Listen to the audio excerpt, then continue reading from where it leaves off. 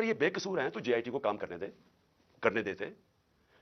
क्यों इतने खौफजदा हैं कि सच कौम के सामने आ जाएगा? क्योंकि ताकतवर ये सारे इसमें मुलव्वस हैं।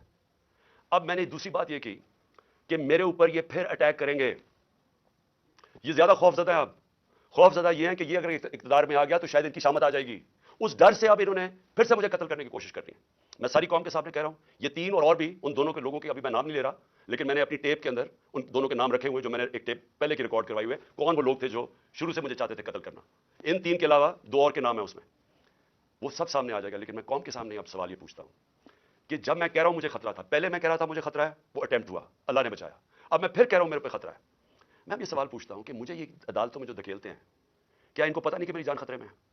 मैंने जब लाहौर हाई कोर्ट से मेरे जो वकील थे ख्वाजा तारिक रहीम, इन्होंने वो जज को बताया कि देखें इसकी जान खतरे में है, आपको जब तक सिक्योरिटी नहीं प्रोवाइड करेंगे उसको यहां अदालत में ना लेके आए। जज साहब ने कहा, पुलिस को ऑर्डर किया कि इसको सिक्योरिटी प्रोवाइड की जाए, लेकिन अदालत में आना पड़ेगा। जब मैं हाई कोर्ट पहुंचा तो वहां पुलिस सिक्योरिटी क्या प्रोवाइड करती, पुलिस ही भाग गई। मैं गाड़ी में बैठा रहा बड़ी देर, क्योंकि वहां कोई सिक्योरिटी नहीं थी। आखिर में क्योंकि मैं अपनी अदलिया की इज्जत करता हूं और करवाना चाहता हूं कौम को, उसकी वजह से मैं फिर चल के गया वहां। उसके बाद अब फिर 3 मुझे पेशियां भरनी पड़ी इस्लामाबाद में, और पेशियां ये हैं कि जनाब दहशतगर्दी का मेरे पर केस जो है, कि मैं वहां था भी नहीं, उधर इलेक्शन कमीशन के बाद जिधर मुजाहरा होता है मेरे पर केस है। इस तरह के केसेस हैं। ये केसेस नहीं है कि अरबों रुपए की मुल्क का पैसा चोरी करके मुझसे बाहर ले गया, जो इन चोरों ने किया हुआ है। उसके ऊपर 3 मुख्तलिफ जगह पे मुझे पेशी करनी पड़ी।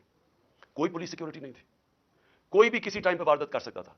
और मुझे बचाना किसने था? मैं अपनी अदलिया से आज कहना चाहता हूं कि किसने मुझे डिफेंड करना है? जिन्होंने मुझे डिफेंड करना है उनसे मुझे खतरा है। क्या इंटीरियर मिनिस्टर मुझे डिफेंड करेगा? ये शहबाज शरीफ करेगा? इनके नीचे सारी फेडरल गवर्नमेंट की एजेंसीज है, इनके नीचे पुलिस है, तो खतरा तो इनसे है। क्या डर्टी हैरी मुझे डिफेंड करेगा, जो खुद ही सबसे बड़ा खतरा मुझे उससे है? कौन डिफेंड करेगा? तो मुझे इन पब्लिक जगहों पे लेके जा रहे हैं। जबकि मैं ये बता दूं, जो नवीद जो शूटर है, जिसने मुझे गोलियां मारी थी, जो 3 मेरी टांग पे और औरों को लगी थी, उसकी ट्रायल उसको अदालत नहीं जाना पड़ा, क्योंकि वो कहते हैं उसकी जान को खतरा है। उसकी जेल में हो रही है ट्रायल, उसकी वीडियो कॉन्फ्रेंस पे हो रही है। तो मेरी क्यों नहीं हो सकती? मैंने जुर्म कितना, जो कत्ल करने वाला है वो तो वहां बैठ के उसका ट्रायल हो रही। मुझे हर जगह अदालतों पे लेके जा रहे हैं। मैं चीफ जस्टिस साहब को लेटर लिखूंगा कि हमारे दौर में जब मैं प्राइम मिनिस्टर था, तो एक जज साहब ने, नवाज शरीफ को कोई बीमार हुआ, और आप पता है सारा वो फेक बीमारियां थी, हर चीज उसकी 2 नंबर होती है। जब वो बीमार हुआ तो हमें फेडरल गवर्नमेंट को हुक्म आया कि आप जिम्मेदार होंगे, अगर इसको कुछ हुआ तो मुझे कुछ हुआ तो कौन जिम्मेदार होगा? क्योंकि जिन्होंने जिम्मेदार होना वो तो खुद ही मारने के चक्कर में मुझे। तो इसलिए मैं अपने चीफ जस्टिस साहब लाहौर हाई कोर्ट भी लिखूंगा कि मुझे हर दूसरे दिन ये सनाउल्लाह जैसे बदमाश, जिन्होंने जिंदगी में कोई सही काम किया नहीं है, वो हर दूसरे दिन कोई ना कोई केसेस करते जाते हैं, तो मैं चक्कर लगाता जाऊंगा, और कौन प्रोटेक्शन देगा?